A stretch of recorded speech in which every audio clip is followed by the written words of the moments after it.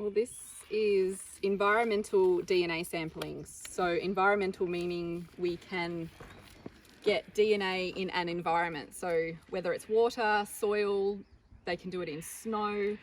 So for us, it's lucky that platypus swim, they poo in the water, they shed their hair cells and skin cells, and we can then detect that through these filters. So this is the second year of the Queensland Government Citizen Science Grant to get the communities from Taroom and Theodore to participate in water sampling along sites of the Dawson River.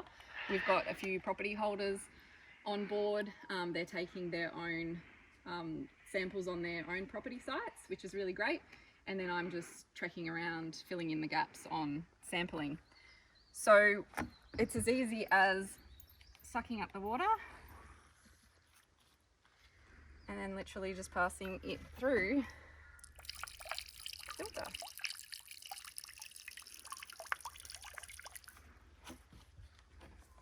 So we try and get up to 500 mils passed through the filter. Sometimes because of turbidity or like in urban areas, water pollution and things like that, the filters clog up quite quickly. But these bigger filters, the 5 micron filters, seem to be going pretty well in this murky water this year. So it makes my life so much easier. And then you just send the filter away for testing. Yeah, so we've partnered with EnviroDNA down in Melbourne, and we just send them to the lab. They have all the equipment to extract the DNA and then match it up with platypus DNA on the database to say yes or no platypus live here. So we can't detect how many or if they're male or female or anything like that, not yet. The technology hasn't advanced enough to get that information, but hopefully it will be there soon enough.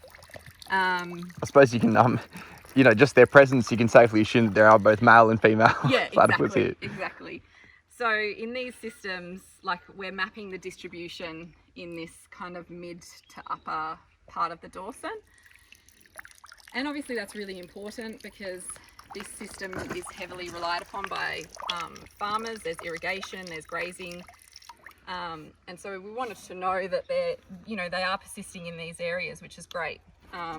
We can then, if there is a concerned area, we can, then try and work out what the best management plan may be, which is normally, it's just more to do with the habitat of the area. So platypus need permanent fresh water, but for burrowing and nesting sites, these kind of high sloping banks are really important.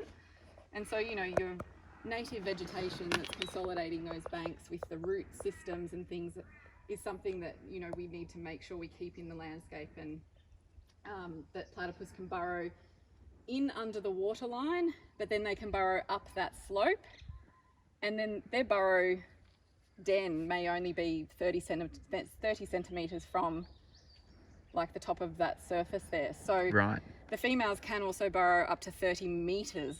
So again, that's important about the integrity of the riparian zone, and then, the buffer zone of that as well. So, 50 metres or more to make sure that, they're safe and the burrows aren't being collapsed by, anything beyond that time, that distance. So, yeah.